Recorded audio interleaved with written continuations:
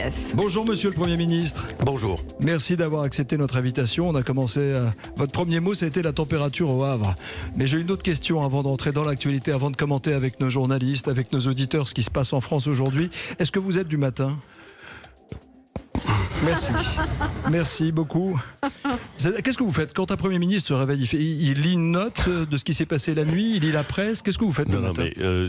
Le matin, je travaille souvent tôt le matin, mais j'ai parfois un petit peu de mal à parler tôt le matin. Et il y a beaucoup de Français qui sont plus du soir que du matin. Moi, ça m'arrive d'être un peu plus du soir que du matin, mais je suis heureux d'être avec vous quand même ce matin. Nikos. C'est un plaisir pour nous aussi, mais vous rentrez tout de suite dans l'actualité quand vous vous réveillez, vous faites un petit tour de piste, on vous prépare une revue de presse de la nuit ou de choses comme ça ? Oui, quand j'arrive au bureau, j'ai en effet toujours une revue de presse, et puis surtout, j'essaie de profiter de mes matinées assez tôt le matin pour lire les notes qui m'ont été préparées la veille ou l'avant-veille, et les regarder avec un esprit frais et organisé.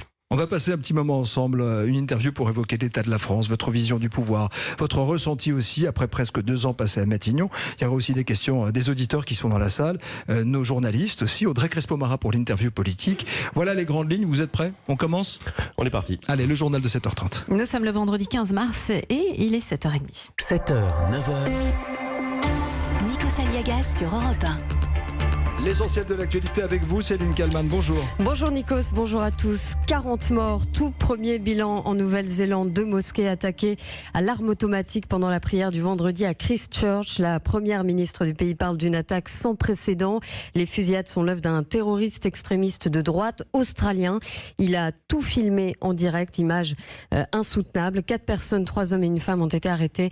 Des engins explosifs retrouvés et désamorcés. Toutes les écoles de la ville ont été bouclées. Vous avez entendu cette information ce matin, Monsieur le Premier ministre ? Oui, c'est la première dépêche qu'on m'a passée à mon réveil. Mais au moment où on me l'a passée, je n'avais pas encore le nombre de morts déclarés. J'avais entendu la déclaration du Premier ministre néo-zélandais qui faisait état d'une des journées les plus sombres de l'histoire du pays, ce qui laissait à penser qu'effectivement le bilan serait très lourd. Et si les chiffres que vous venez d'évoquer sont confirmés, ils sont effectivement à la fois impressionnant et à bien des égards terrifiant. Vous avez vu les images de terroristes qui se filmaient en direct sur les réseaux sociaux ? Non, je ne les ai pas encore vus. 2 nappes d'hydrocarbures dérivent plein est depuis l'épave du bateau italien qui a sombré mardi au large de La Rochelle. Oui, 5 navires ont été déployés pour tenter d'en récupérer le maximum avant que les côtes ne soient touchées. Et puis on l'apprend ce matin, les juges d'instruction chargés de l'enquête sur le crash du Rio Paris en 2009 ont terminé leur investigation. Cette étape qui intervient près de 10 ans après la catastrophe précède les réquisitions du parquet de Paris avant les décisions des juges sur un éventuel procès d'Air France et d'Airbus. Les jeunes dans la rue et en grève pour défendre le climat. Aujourd'hui, des manifestations sont organisées dans le monde entier. Dans l'actualité également, les syndicats de douaniers ont rejeté hier soir une nouvelle proposition de Bercy pour tenter de mettre fin à la grève du zèle des agents. Ces derniers réclament des moyens supplémentaires à l'approche du Brexit. Hier soir, les députés britanniques ont voté pour un report d'au moins 3 mois, date butoir fixée à fin juin. Nathalie Loiseau prête à être tête de liste de la majorité présidentielle aux européennes en mai prochain. La ministre des Affaires européennes l'a annoncé hier soir alors qu'elle était confrontée à Marine Le Pen dans l'émission politique sur France 2. Vous avez regardé le débat, Monsieur le Premier ministre ? Je ne l'ai pas regardé parce que j'avais d'abord une réunion qui s'est terminée tard et ensuite des rendez-vous, donc j'ai pas eu l'occasion de regarder, mais évidemment j'ai suivi ensuite sur Twitter les réactions, j'ai vu quelques extraits et puis j'imagine qu'on va beaucoup en parler. Elle vous avait informé de sa volonté d'être tête de liste ? Oui, je savais que Nathalie Loiseau, qui est une ministre qui est une excellente ministre, qui connaît remarquablement bien ses dossiers et qui a un sens politique très fin, et qui est aussi une femme extrêmement déterminée et combattante, s'intéressait beaucoup à cette élection, et à ce combat, j'aime pas tellement le terme parce qu'il donne le côté guerrier de la politique, mais à cette question de l'élection européenne et aux enjeux de l'élection européenne. Donc je ne suis évidemment pas surpris par sa décision, et je pense que c'est une bonne nouvelle, c'est une bonne candidature. Après, vous savez, dans cette affaire, ce que nous souhaitons, c'est faire une liste de rassemblement. Au-delà des familles politiques telles qu'elles existent. Et donc, la meilleure façon de faire une liste de rassemblement, c'est d'avoir un fond de campagne. C'est ce qu'a dit le président de la République dans sa tribune, qui est capable de susciter le rassemblement, et puis des candidats qui sont l'incarnation de ce rassemblement. Donc, on va construire cette liste dans cet esprit. c'est une bonne nouvelle. Vous aurez l'occasion d'aller plus loin tout à l'heure dans l'interview politique sur ce dossier, sur l'Europe notamment, avec Audrey Crespo-Mara, 8h15. Un mot de football, Céline Kallmann. Fin du rêve pour Rennes, facilement battu hier soir par Arsenal en Ligue Europa 3-0. Et puis ce soir, début de la 29e journée de Ligue 1. Lille reçoit Monaco à 20h45. Le journal était présenté par Céline Kallmann. Nikos Aliagas sur Europe 1. Matinale spéciale ce matin depuis le studio Bellemare avec le Premier ministre Édouard Philippe, notre invité. Et comme tous les matins, Édouard Philippe, qui vous écoutez Europe 1 le matin? Ça m'arrive. Ça vous arrive. Mais vous écoutez Jean-Michel Apathy, j'en suis sûr. Ça m'arrive souvent. Sinon je ne serais pas venu. On parle de quoi ce matin, Jean-Michel? Eh bien, nous allons parler précisément du Premier ministre et de sa responsabilité dans le déclenchement du mouvement des Gilets jaunes. Axel de Tarlé. Et moi, je vais parler du pouvoir d'achat des retraités. Vous avez vu que c'est la requête numéro 1 selon le sondage Odoxa ce matin au terme du grand débat publié dans le Figaro. Apathy Tarlé dans un instant sur Europe 1 pour cette matinale spéciale avec le Premier ministre Édouard Philippe. À tout de suite. Un bon réveil à tous, il est 7h33. Il est 7h36, Nikos Aliagas, c'est l'heure de retrouver Jean-Michel Apathy. Comme tous les jours, notre matinale avec Jean-Michel Apathy, sauf qu'aujourd'hui on est en direct depuis le studio Bellemare et en public avec les auditeurs et les auditrices d'Europe 1. Et sauf qu'aujourd'hui, pour cette émission en direct, nous avons le plaisir d'avoir le Premier ministre Édouard Philippe. Jean-Michel Apathy, c'est à vous. Vous êtes, monsieur le Premier ministre, bonjour. Le Premier ministre, pardon, d'une France. Président du gouvernement. Vous voyez, c'est sympathique. Vous êtes le Premier ministre d'une France immobile, ou du moins d'une France immobilisée par le mouvement des Gilets jaunes, ce que nous n'avions jamais connu. Et c'est depuis le déclenchement de ce mouvement que nous sommes plongés dans une forme de psychanalyse collective dont c'est aujourd'hui le dernier jour. Et c'est pour cela que nous sommes très heureux de vous recevoir aujourd'hui. Tout est de votre faute, monsieur le Premier ministre. Les 80 km/h, c'est vous, et c'est la première raison de la colère. Beaucoup de gens ont dit que si, au tout début du mouvement, vous aviez retiré la taxe carbone de l'essence, le mouvement n'aurait jamais pris cette ampleur. Donc tout est de votre faute, monsieur le Premier ministre, et ce n'est pas moi qui le dis. Ce sont des amis, des confidents du président de la République qui rapportent cela, peut-être en privé. Le président de la République a-t-il eu l'occasion de vous le dire, mais cela peut-être... Vous ne le direz pas à nous.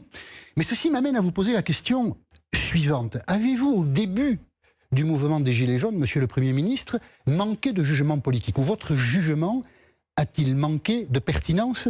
Et je ne vous pose pas cette question pour refaire le passé, parce que ça n'a aucun intérêt, mais plutôt pour comprendre votre état d'esprit aujourd'hui et en mesurer l'évolution. Avez-vous manqué de pertinence dans votre jugement politique sur les Gilets jaunes, monsieur le Premier ministre? Bon, d'abord, il faut toujours faire preuve d'une humilité qui est... elle n'est pas toujours partagée dans les fonctions que j'occupe, mais elle est toujours nécessaire. Et je peux parfaitement admettre l'idée que, sur un certain nombre de sujets, l'interprétation qu'on fait à un moment donné se révèle une semaine, 10 jours, 3 mois après, un peu différente. Ça m'arrive à moi. Je suis bien persuadé, monsieur Apathy, que ça vous arrive à vous. Je vais faire preuve d'humilité. Je suis bien persuadé que ça arrive chez tous ceux qui nous écoutent ce matin. Bon, et je suis de ce point de vue-là pas différent. La deuxième chose que je peux vous dire, avec la même franchise que celle que vous utilisez pour votre chronique, c'est que nous avions la conviction que le pays était dans une situation de très grande sensibilité, que à n'importe quel moment pouvait se déclencher un événement. Alors, j'étais incapable. On n'en connaît jamais la forme. On n'en connaît jamais la forme. Oui, j'étais incapable de prédire que ce serait. Mais c'est tellement vrai que j'ai eu l'occasion de le dire publiquement. Et bien avant le début des Gilets jaunes, monsieur Apathy. Je l'ai dit en juillet à Aix-en-Provence, dans un discours qui a d'ailleurs surpris à l'époque. À l'époque, on m'a dit, mais pourquoi est-ce que vous dites ça? Je dis, parce que c'est vrai. Perdu la mémoire. Mais oui, mais ça arrive. Mais moi, j'en ai pas perdu la mémoire parce que je le crois profondément.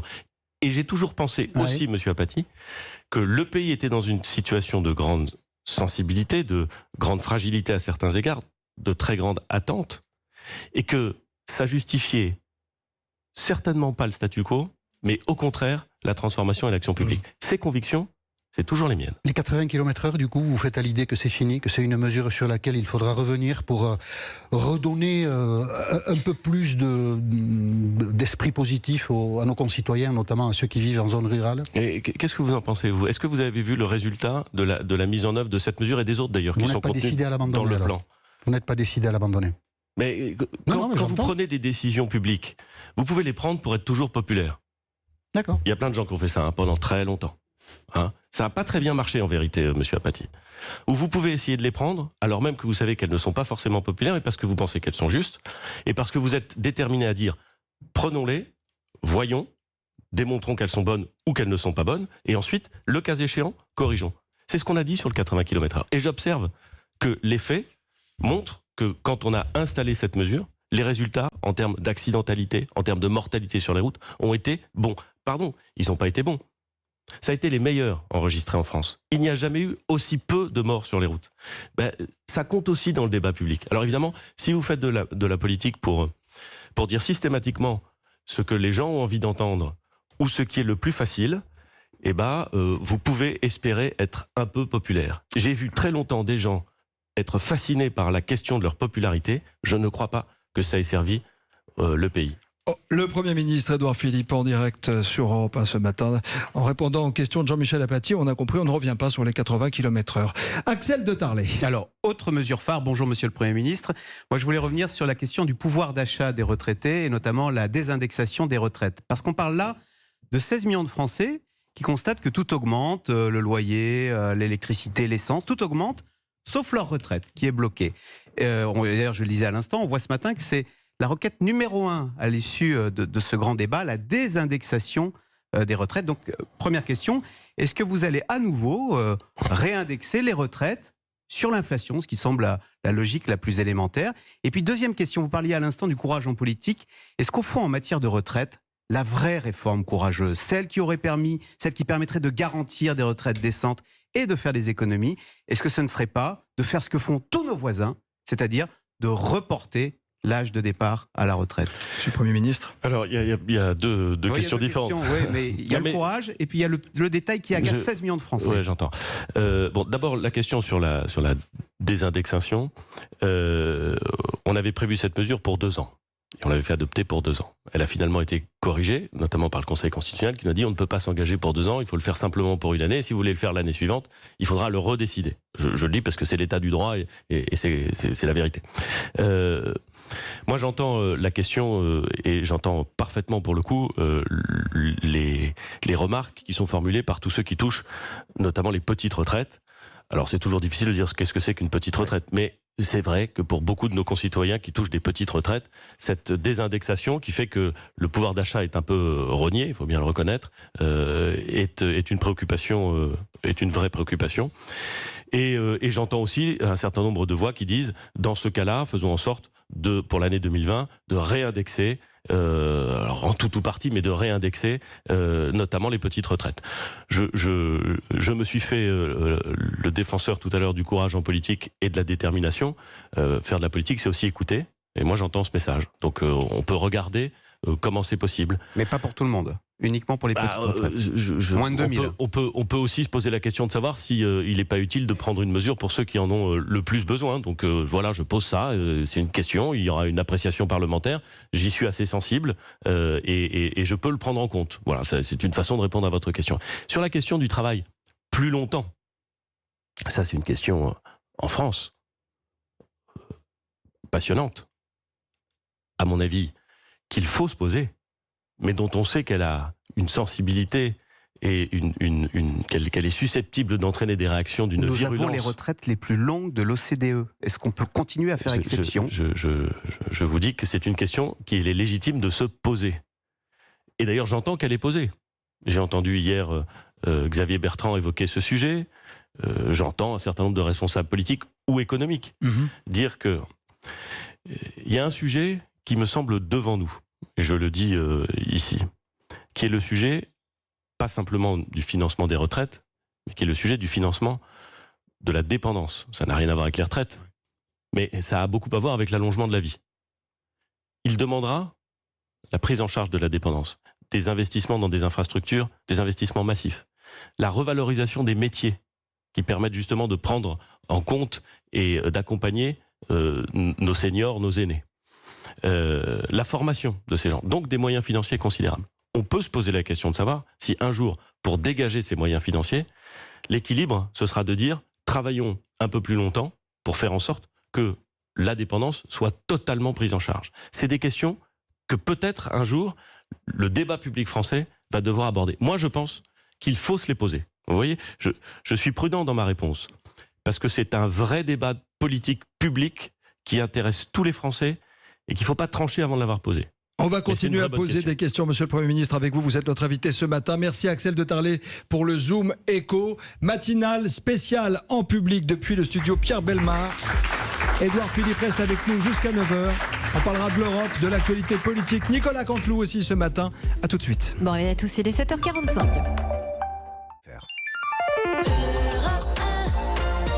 7h47, matinale spéciale en public depuis le studio Bellemare. Nikos Aliagas. Avec votre invité, le Premier ministre Édouard Philippe. Et les auditeurs qui applaudissent la rédaction, le Premier ministre et tous les intervenants et les auditeurs qui prennent la parole dans cette émission. Monsieur le Premier ministre, avec tout d'abord Christine. Christine qui est avec nous, qui est prof de lettres dans la région d'Orléans. Quelle est votre question, Premier ministre, madame ? Bonjour, Monsieur le Premier ministre. Bonjour, une question simple que beaucoup de Français se posent. On ne comprend plus rien à la communication du gouvernement concernant les impôts. On a l'impression que ça va un petit peu dans tous les sens. Qu'est-ce que vous pouvez nous dire à propos des décisions qui seront prises bientôt dans ce sens? Et vers quoi on se dirige? Comment on peut baisser les impôts si on ne baisse pas les dépenses? Alors, d'abord, je ne sais pas si c'est ce que vous pensez, mais en tout cas, je voudrais aller dans le sens que je crois déceler dans votre question, c'est-à-dire dire qu'en effet, les impôts sont en France, et depuis très longtemps, à un niveau qui est effectivement très élevé. C'est pas scandaleux qu'il y ait des impôts. Ça paye des services publics. J'ai compris que vous étiez professeur de lettres.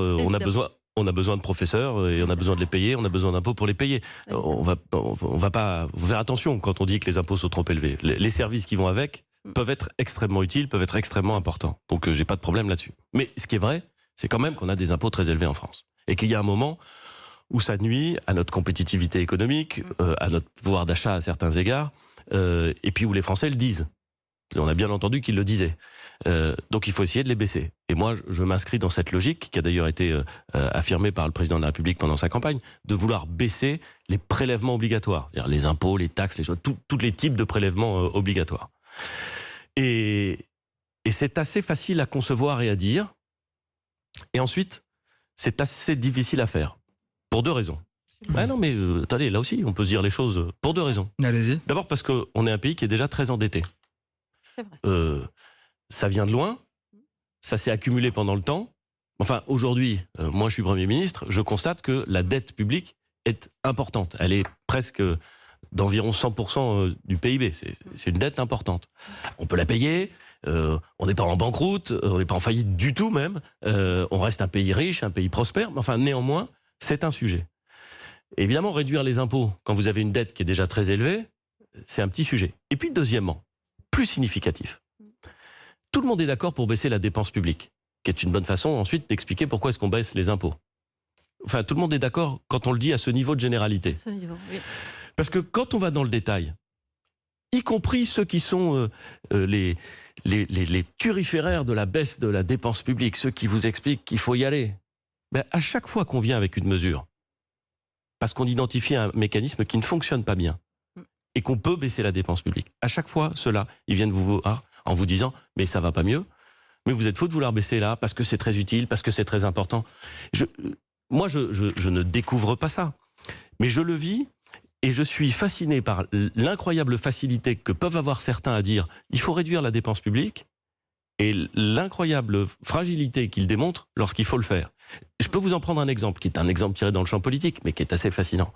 Au moment de la campagne présidentielle 2017, à droite, vous avez un candidat, François Fillon, qui dit « les contrats aidés, ça marche pas bien, ça n'est pas totalement inutile, mais ça ne marche pas bien, il faut les supprimer complètement. » Il le dit.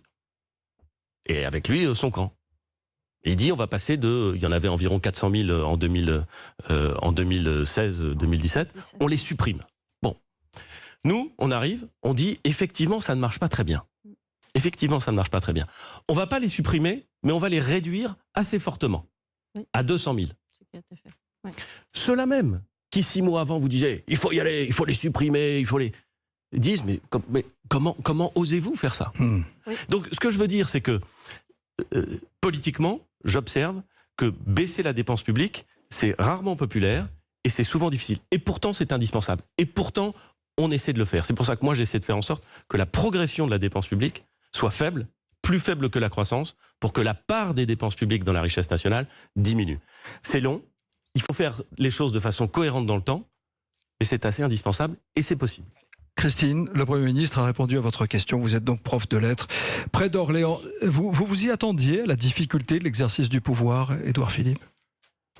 Oh bah, j'ai jamais pensé que c'était facile. Mais quand on devient Premier ministre, c'est quoi la chose? Je préfère dire à tous ceux qui nous écoutent que s'il y en a qui pensent que c'est facile, ils se plantent. Hein. Mais qu'est-ce qui vous a le plus choqué quand vous êtes arrivé? Là, effectivement, vous nous avez parlé de paradoxe, que en réunion, avant, tout le monde veut, et puis finalement, dans l'exercice du pouvoir, c'est plus compliqué. C'était quoi la chose la plus difficile pour vous, à titre personnel?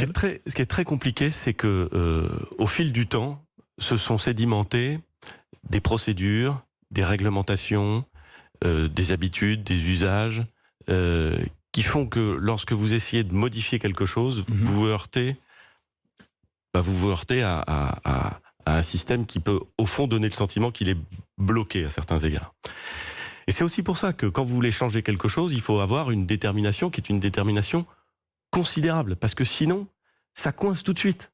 Dès que vous voulez modifier quelque chose, ça coince. Donc il faut aller jusqu'au bout, même si c'est pas populaire. Ce que je veux dire, c'est qu'il faut pas imaginer qu'en se disant si on bouge un petit truc par là et puis on bouge un petit truc par là, ça va produire des effets. Ça n'est pas vrai. Et d'ailleurs, je dis en souriant et en regardant Monsieur Apathy, on a déjà vu ça. Enfin, le quinquennat de François Hollande, il a été caractérisé par on faisait des petits gestes par-ci, puis des petits gestes par-là, puis on espérait que les choses allaient changer, puis elles allaient plutôt moins bien. Donc transformer le pays, c'est accepter l'idée, prendre le risque, y compris le risque de l'impopularité, d'effectivement essayer de changer les choses. Pas facile, mais c'est pas non plus impossible. Parce que je voudrais le dire à nos concitoyens, il faut quand même être plein d'espoir. Notre pays, il se transforme. Il y a des politiques publiques qui fonctionnent bien. Et donc on arrive à faire des choses. On sort quand même de 4 mois difficiles avec les Gilets jaunes. Vous êtes d'accord, ça a été très tendu. Dans quel état est la France aujourd'hui? Parce que vous avez consulté, vous avez écouté, et vous avez vous avez été confronté à une réalité et à la violence aussi de cette expression populaire dans la rue. Vous avez eu peur, monsieur le Premier ministre? Peur? Oui. Non. Pourquoi j'aurais eu peur? Non, quand ça a été très tendu? Non, j'ai pas eu peur. J'ai considéré, et je crois que tout le monde a considéré, que la situation était une situation qui était sérieuse. J'ai pas eu peur au sens où les institutions de la Ve République sont très solides, que le professionnalisme de tous ceux qui garantissent l'ordre public et la sécurité publique est absolument remarquable. Et aussi parce que, peut-être après une période de tâtonnement, j'ai vu l'ensemble des forces, quasiment l'ensemble des forces politiques, des forces syndicales, des associations, dire « Attention, on est en train de dériver ». Et d'une certaine façon, si le grand débat national a été un grand succès en termes de mobilisation, en termes de calme dans les réunions, on y reviendra peut-être, c'est pas simplement parce que le gouvernement a décidé de le faire. C'est parce que l'ensemble des Français, des organisations syndicales, des formations politiques ont dit il ne faut pas être dans la manifestation violente, il faut être dans le débat public pour trouver les solutions. Donc non, moi je n'ai absolument pas eu peur, mais je sais que nous vivons dans un pays où les attentes de changement sont considérables et les conservatismes puissants en même temps. Avant le journal de 8h, je voudrais vous poser une question quant à votre ministre de l'Intérieur. Est-ce que vous avez vu que dans la presse People, il a été photographié, paparazzé? C'était un samedi de manifestation des Gilets jaunes, vraisemblablement tard dans la nuit. Est-ce que c'est préjudiciable pour le ministre de l'Intérieur, le premier flic de France, de se retrouver dans les magazines People? Écoutez, moi je ne lis pas la presse People. Je n'ai aucun commentaire à faire sur la vie privée de Christophe Castaner, et le ministre de l'Intérieur a toute ma confiance. Donc, vous l'avez reçu hier soir pour lui en parler, dit-on. Vous l'avez reçu hier soir pour lui en parler, dit-on. Non, là vous vous trompez, monsieur Apathy, et repart une fausse information. Non, je l'ai vu hier soir avec d'autres ministres pour la réunion que j'évoquais tout à l'heure. Vous lui en avez pas parlé. Mais je parle avec Christophe Castaner de tout, mais je ne l'ai pas convoqué. Mais évidemment. Vous lui en avez parlé. Mais vous pensez que le ministre de l'Intérieur et le Premier ministre, ils se parlent pas de tout? Évidemment qu'ils se parlent. Donc évidemment qu'on a parlé. Mais je vous ne le direz pas. Mais si, je vous ai dit. Je n'ai pas de commentaire à faire sur la vie privée de Christophe Castaner et j'ai une confiance totale dans le ministre. Excusez-moi, je ne veux pas du tout poursuivre moi sur la vie privée parce que moi non plus elle ne m'intéressait pas, mais ce n'est pas comme ça qu'est placé le débat, c'est en termes d'exemplarité. Un ministre de l'Intérieur, un soir de manifestation, est-ce que c'est sa place d'être dans une boîte de nuit et puis est-ce qu'il y a des questions autour de sa sécurité ou pas? Moi je crois qu'il n'y a pas de question autour de sa sécurité et encore une fois je vous ai répondu. Et l'exemplarité? Monsieur Apathy, si la question c'est est-ce que il est interdit, je trouve ces questionnements, parce que je vois bien que vous me dites non je ne m'intéresse pas à la vie privée, mais en fait ça y vient. Vous voyez, moi j'ai pas de commentaire à faire sur la vie privée. On l'entend, monsieur le Premier ministre. À ne pas manquer dans le journal de 8h, puisqu'aujourd'hui c'est une matinale spéciale depuis le studio Pierre Bellemare avec Édouard Philippe. Le grand débat national, quel ressenti et quels enseignements après 2 mois de réunions et d'échanges. On va partir à Arras, dans le Pas-de-Calais, interroger les citoyens qui ont participé. Belle matinée sur Europe 1, 7h57 et continuez à réagir sur Twitter avec le hashtag Europe 1. Suivre le journal de David Doucan, mais tout de suite c'est la météo, Nikos, avec Laurent Cabrol. Avec un tout petit peu de pluie aujourd'hui pour certains d'entre nous, notamment sur la Picardie, la Sarthe, la Mayenne, la Champagne et le Rhône, mais vraiment tout petit ces pluies. En ce qui concerne les Ardennes, la Lorraine, l'Alsace, la Franche-Comté et les Alpes du Nord, nous aurons là des intempéries un peu plus marquées, avec même de la neige en montagne, une vigilance orange pour ce qui concerne les avalanches. Enfin, les éclaircies vont apparaître sur le Poitou-Charentes, le sud-ouest et sur le bassin méditerranéen. Les températures entre 13 et 21 degrés aujourd'hui. Il en fera 13 à Brest, Épinal et Le Havre, 14 à Bourges, 15 à Strasbourg et Paris, 16 à Toulouse, à Nice et à Charlieu. C'est là où habite l'un des auditeurs présents dans notre studio. Voilà. C'est la Sainte-Louise aujourd'hui, vous le saviez? Ah non. On leur souhaite une belle fête. C'est le 74e jour de l'année. Merci Laurent Cabrol, à tout à l'heure. Bonne fête aux Louises. Le Premier ministre Édouard Philippe est avec nous ce matin pour une matinale spéciale depuis le studio Pierre Bellemare. Il est 8h du matin, voici le journal avec David Doucan. Et merci de nous avoir choisis en ce vendredi 15 mars. Bienvenue à tous, c'est 8h sur Europe 1.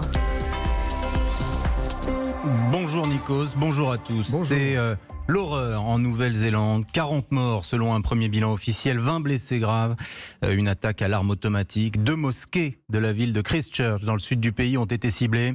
La communauté musulmane est visée. L'attentat est intervenu pendant la prière du vendredi. Les 2 lieux de culte étaient bondés. Nous sommes saisis d'effroi à la vue des images jetées en pâture sur Internet. Le ou les tueurs ont eux-mêmes filmé leur crime. Bonjour Jean-Sébastien Soldaini. Bonjour David.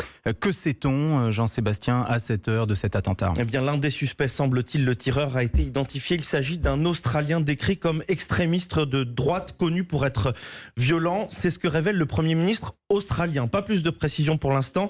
Cet homme a donc diffusé son acte en direct sur les réseaux sociaux avec une caméra posée sur son torse ou sur sa tête. Des images difficilement soutenables où il se présente en début d'après-midi devant l'entrée d'une mosquée, sort son arme et tire une première fois sur la personne qui se trouve à l'entrée. Vêtu de vêtements de style militaire, il s'engouffre ensuite dans les couloirs, fait feu sur tous ceux qui se trouvent sur son chemin avant d'accéder à la salle de prière. Là, plusieurs fidèles sont agglutinés dans les différents coins de la pièce. Il tire sur eux à plusieurs reprises avec une arme automatique. Il fait même mine de repartir, recharge son arme avant de retourner dans la pièce et faire feu sur ceux qui se sont relevés. 2 mosquées sont visées, donc 40 morts. Les témoins parlent de plusieurs enfants tués. Immédiatement, toutes les écoles et bâtiments publics de la ville de Christchurch sont bouclés. La Nouvelle-Zélande relève son niveau d'alerte. Il y a un peu plus de 2 heures, la police locale dit avoir interpellé 4 personnes en relation avec ces attaques terroristes. Elle ne précise pas si toutes ont participé à ces fusillades, s'il y a un seul tireur et des complices. Ce sont 3 hommes et une femme qui n'étaient pas sous surveillance, mais les autorités rapportent que des engins explosifs artisanaux ont été retrouvés dans leur voiture, ce qui laisse supposer qu'ils prévoyaient une attaque de plus grande ampleur, engin désamorcé par l'armée néo-zélandaise. Merci à vous Jean-Sébastien Soldaini pour ces informations. Je rappelle le bilan, 40 morts et 20 blessés graves en Nouvelle-Zélande. La première phase du grand débat national se termine aujourd'hui, celle pendant laquelle vous avez publié vos contributions sur le site internet et peut-être participé à des réunions près de chez vous. Prenons la direction du nord de la France. Bonjour Lionel Gougelot. Bonjour David. Vous avez, Lionel, rencontré des citoyens de toutes origines qui ont organisé et participé à des débats ces 2 derniers mois. Parmi eux, il y avait aussi des gilets jaunes. Quels sont Lionel, les principaux enseignements? Écoutez, les premières aspirations, elles tiennent sans surprise au niveau de vie, au pouvoir d'achat. Alors bien sûr, cela concerne les salaires, mais globalement, tout ce qui fait que l'on peut vivre décemment de son travail. C'est ce qu'a beaucoup entendu Louis Pomard, chef d'entreprise retraité, qui a organisé un débat dans sa commune près de Montreuil-sur-Mer. Les gens en ont marre des subventions, ils les prennent, mais ils voudraient vivre de leur travail. C'est-à-dire, je gagne de l'argent, j'ai de quoi vivre, donc c'est le pouvoir d'achat qui est en premier. Tant pour les ouvriers, tant pour les retraités, ils ont aujourd'hui des fins de mois difficiles. Et c'est ça qui est aujourd'hui, qui rend l'ensemble du système, je dirais, pervers et révolutionnaire en même temps. Alors révolutionnaire, il faut l'entendre au sens d'une vraie colère qui gronde, colère alimentée par les questions autour de la fiscalité, avec cette interrogation, qu'est-ce qu'on fait de nos impôts? Et de là découle l'aspiration des citoyens à être associés de façon plus directe à la décision politique. C'est ce qu'a constaté Côme, étudiant qui a mené, lui, un débat à Boulogne-sur-Mer. On s'est rendu compte du fait que tout le monde pouvait s'intéresser vraiment à fond aux questions politiques de tous ordres, la fiscalité, les institutions, la transition écologique et sociale. On s'est rendu compte du fait que la démocratie participative et l'implication des gens étaient possibles. On ne peut plus rester comme ça. Les référendums, ça coûte cher et tout ça. Donc aujourd'hui, il faut qu'il y ait la participation de comités citoyens et que l'on redonne au peuple ce dont il a le droit, c'est-à-dire la parole. Alors cette formule de participation citoyenne qu'évoque Louis, elle reste à inventer, bien sûr, mais l'aspiration majeure qui ressort de tous ces témoignages, c'est Christophe Leclerc qui l'exprime. Il est gilet jaune à Béthune, il a joué le jeu du grand débat, mais il en attend un résultat concret. Suite à ce grand débat, j'espère que la réponse sera à la hauteur et qu'il y aura des avancées qui seront en faveur du peuple. Et s'il n'y a pas de réponse cohérente, je pense que là, les gilets jaunes et le peuple se rendra compte de la supercherie. Et s'il faut, je remettrai mon gilet et il y aura encore des actions si rien n'est fait derrière. Voilà, c'est intéressant ce que l'on vient d'entendre. On est au cœur du sujet. Ça vous a inspiré, Lionel Gougelot? Une question pour le Premier ministre, allez-y. Effectivement, parce que cette mise en garde, tous les participants la partagent. La colère sera encore plus forte si les réponses du président de la République ne sont pas à la hauteur des attentes. Alors, Monsieur le Premier ministre, Édouard Philippe, qu'est-ce que vous pouvez dire ce matin pour les rassurer? D'abord, je ne peux pas faire des annonces sur les réponses que va apporter le gouvernement ou le président de la République aux aspirations qui se sont exprimées. Pour une raison simple, c'est que le grand débat a permis l'expression de tellement de choses. Plus de 10 000 réunions, 1 700 000 contributions envoyées sur le site internet, qu'il y a une phase de, si j'ose dire, pardon de le dire comme ça de façon peut-être un peu triviale, de digestion. Il faut qu'on entende, qu'on exploite, qu'on mette sur la table tout ce qui a été dit, les accents toniques qui ont été dits dans ce débat. Et ça prend un petit peu de temps. Et il faut le dire de façon très tranquille. D'ailleurs, le grand débat, les réunions se terminent aujourd'hui, mais il n'est pas fini. Ça va continuer. Ce week-end, il y a les conférences citoyennes régionales avec les Français tirés au sort qui vont pouvoir élaborer un certain nombre de choses et donner un certain nombre de positions communes sur ce qu'ils ont entendu. Et puis il y aura au début du mois d'avril un débat parlementaire pour que les forces politiques, les partis politiques puissent exprimer ce qu'ils souhaitent dans le cadre de ce grand débat. Donc il n'est pas complètement achevé. Mais ce qui est vrai, dans ce qui vient d'être dit, et ce à quoi moi je suis très sensible, c'est l'importance qui a été affirmée d'une association, d'une participation des citoyens à la prise de décision publique. Et ça reste à inventer. Pourquoi? Parce qu'au niveau local, on sait plutôt bien le faire. Moi, quand j'étais maire, et tous les élus, quels que soient à droite, gauche, ça n'a aucune importance. Mais les élus, ils savent ça. Ils savent que les élus locaux, pour transformer leur ville, il faut associer les concitoyens à la prise de décision.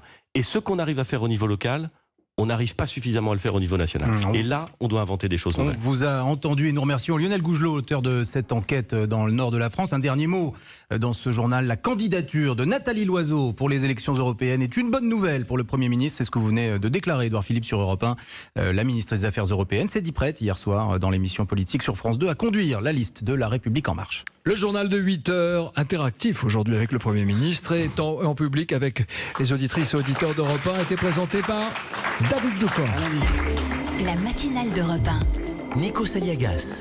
Il est 8h08, coup d'œil à présent à l'actualité internationale avec Vincent Hervouet, Nikos. Ça fait des années que Vincent Hervouet voyage et qu'il explore les méandres du reportage qu'on appelait il y a quelques années diplomatique, mais qui est en fait l'actualité à l'étranger. Nous sommes le 15 mars, Vincent Hervouet. il y a 8 ans, des Syriens descendaient dans la rue pour manifester contre la dictature de Bachar el-Assad. Oui, bonjour Nikos, bonjour Monsieur le Premier ministre, bonjour à tous. Donc 8 ans après, il les a tous enterrés, 360 000 morts, mais Bachar el-Assad est toujours vivant. Seul point fixe d'un pays qui a été passé à la centrifugeuse, le clan a survécu et tout va mieux. Plus personne ne songerait à descendre dans la rue pour manifester sa colère ou son impatience. Et 8 ans après, évidemment, on se souvient des diplomates français qui applaudissaient le printemps, qui prétendaient que Bachar allait sauter comme un bouchon de champagne, emporté par la révolution islamiste. Des universitaires français qui l'ont pris pour un fils de famille occidentalisé. Des experts du renseignement qui spéculaient sur les Russes prêts à le sacrifier et des ministres français qui disaient qu'il ne méritait pas d'être sur Terre et que les djihadistes faisaient du bon travail. Alors il y a 8 ans, Paris pouvait parier à peu près n'importe quoi et se tromper, surenchère et se tromper encore plus en armant n'importe qui. C'était pas grave parce que c'était loin, c'était une vieille histoire coloniale, c'était l'Orient trop compliqué. Et puis, il y a eu Daesh, le boomerang, les attentats de Paris, les victimes de Daesh et les Français de Daesh. On n'a donc plus le droit de se tromper en Syrie. Alors, Monsieur le Premier ministre, il y a, depuis la chute annoncée de Baghouz, des milliers de djihadistes qui sont rendus aux forces syriennes. D'abord, combien est-ce qu'il y a de Français ? On a un nombre de Français connus là-bas, mais au fur et à mesure que la libération et le combat contre Daesh se déroulent, on en découvre. Donc le chiffre évolue progressivement au fur et à mesure où on identifie un certain nombre de Français qui ne l'avaient pas été jusqu'à présent. Combien ? Je ne peux pas communiquer de chiffres sur le nombre de Français au jour où je vous parle, mais je peux vous dire de façon très claire quelle est ma position sur ce qu'il doit advenir de ces Français. Ces Français, ils ont quitté la France, ils ont rejoint des zones de combat pour devenir des combattants. Ce faisant, ils ont, au regard du droit français et au regard du droit local, commis des crimes. Ils doivent répondre de ces crimes. Ils doivent être jugés sur place et, s'ils sont déclarés coupables, punis. Je le dis parce que la doctrine de la France, c'est que ces combattants doivent être jugés sur place et punis là où ils ont commis leurs crimes. En Irak, c'est déjà le cas. En Syrie, ça doit être le cas. Alors, vous n'êtes pas pressé de les récupérer, la majorité des Français non plus, on le comprend très bien, il y a de la prudence là-dedans, mais est-ce que c'est pas la politique de l'autruche ? Parce que un jour ou l'autre, ces gens-là reviendront et vont pas rester éternellement au loin, hors d'état de nuire. Et j'ajoute qu'il y a des enfants, des petits-enfants, des mineurs, et après tout, élevés par des mères fanatisées et à la garde de miliciens kurdes, c'est pas forcément plus efficace que les services de la justice pénitentiaire, de l'aide à l'enfance pour les rééduquer quand même. Oui, mais vous voyez bien que c'est difficile de répondre globalement à la question que vous posez. D'abord parce qu'il peut arriver que... est-ce qu'on parle d'enfants qui ont 1 an, 2 ans... Les petits. Ou 16 ans. Oui, mais les petits, bon. La majorité. Et donc, le choix que nous avons fait, la doctrine que nous mettons en œuvre, c'est les combattants doivent être jugés et punis sur place. Oui. S'agissant des enfants, et notamment des très jeunes enfants, qui ne peuvent en rien être tenus responsables des actes de leurs parents, bien entendu, nous regardons au cas par cas, avec les associations humanitaires, s'il y a des demandes, comment est-ce que nous pouvons régler la situation. Mais nous le faisons au cas par cas. Nous le faisons au cas par cas. Exactement, d'une certaine façon, c'est assez intéressant, pour prendre en compte ce que vous avez dit au début de votre propos.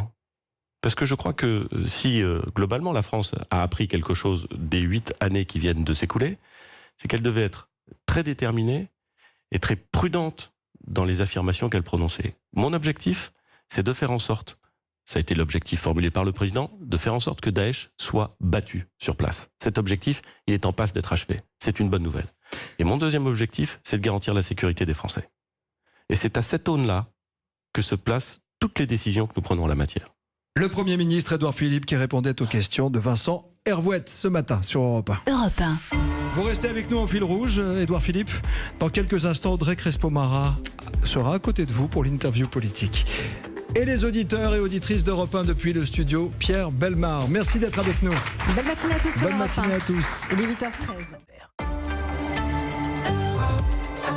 Il est 8h15, Nico Saliagas. Saliagas. Vous partez peut-être au travail, vous êtes à la maison tranquillement. En tous les cas, vous êtes fidèle à Europe 1 puisque vous nous écoutez ce matin avec le Premier ministre Édouard Philippe, l'invité de la matinale en public depuis le studio Pierre Bellemare.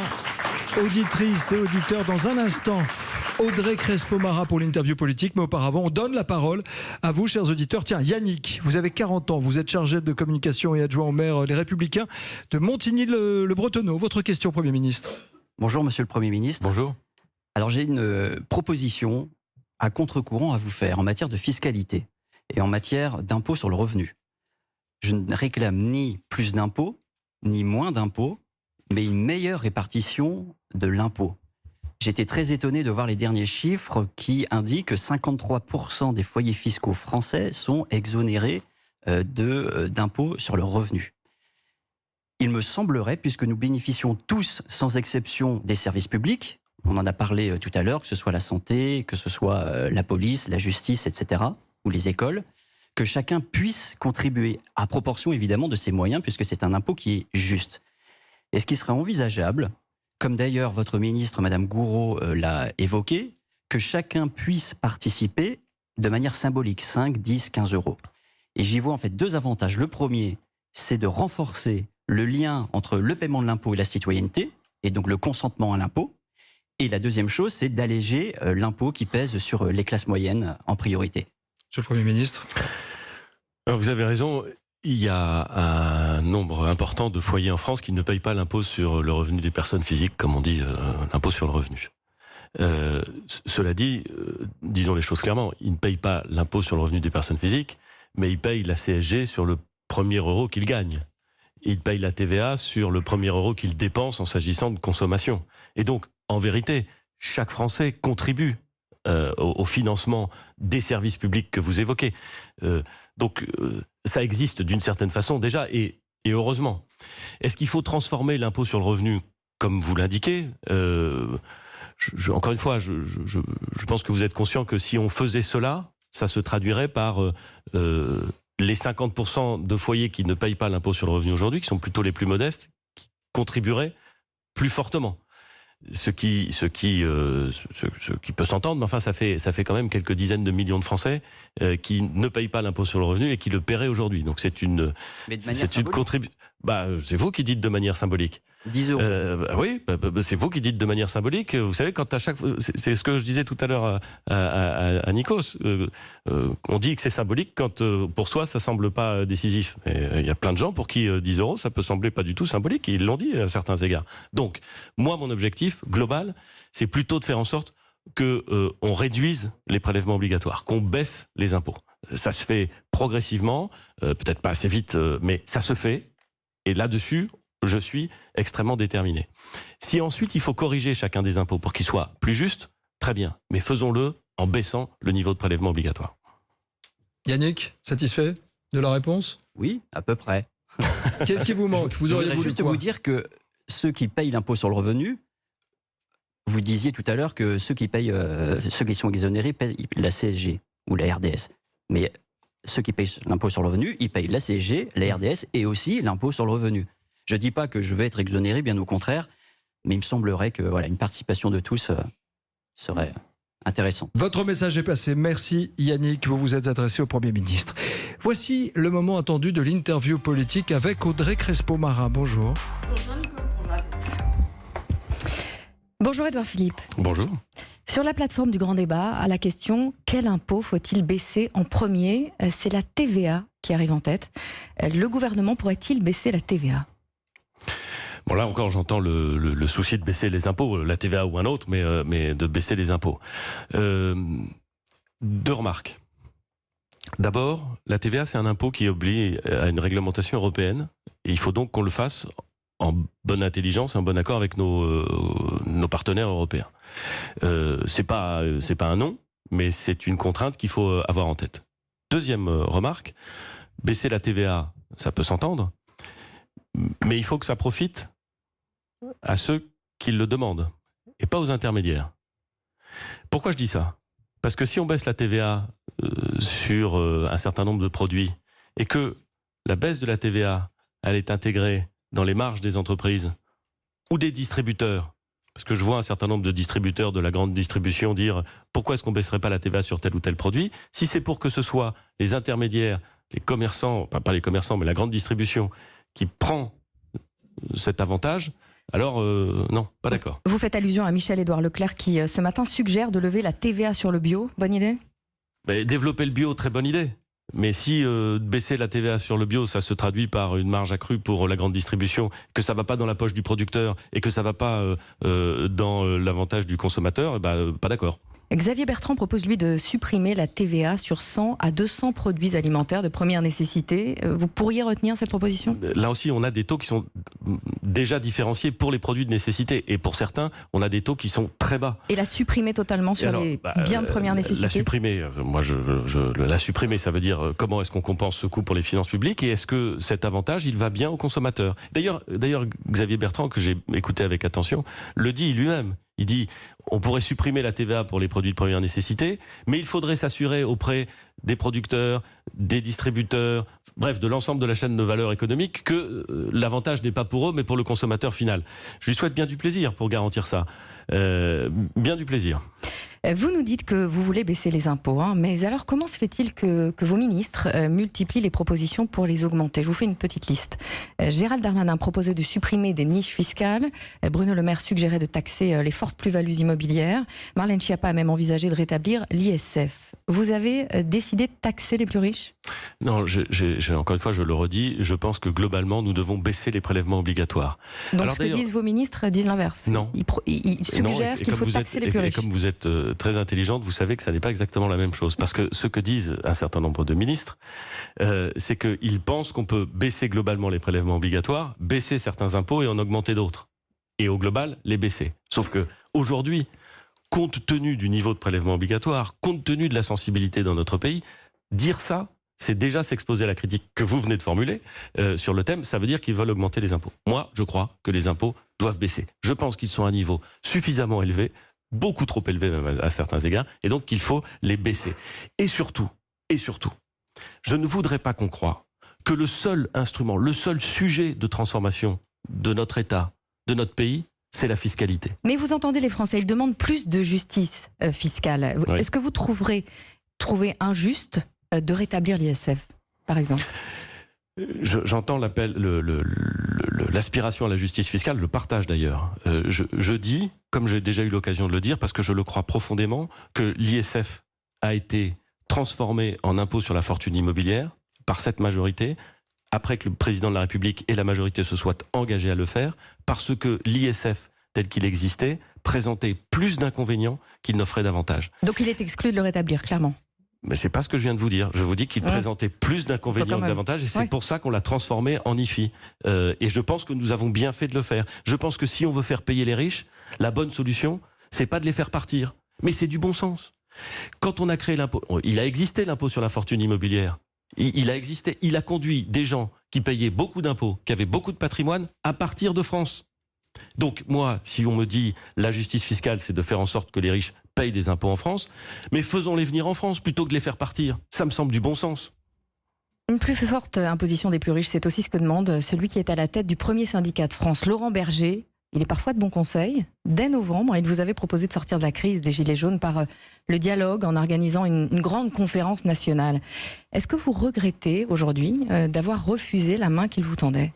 Mais en vérité, je n'ai pas refusé la main qu'il tendait. J'ai dit, au moment où les Gilets jaunes, comme on appelle ce mouvement, s'est engagé, que ce qu'attendaient les Gilets jaunes et les Français, ça n'était pas une grande conférence qui serait arrivée comme ça et qui, en réunissant les organisations syndicales, les organisations patronales, aurait réglé tous les problèmes.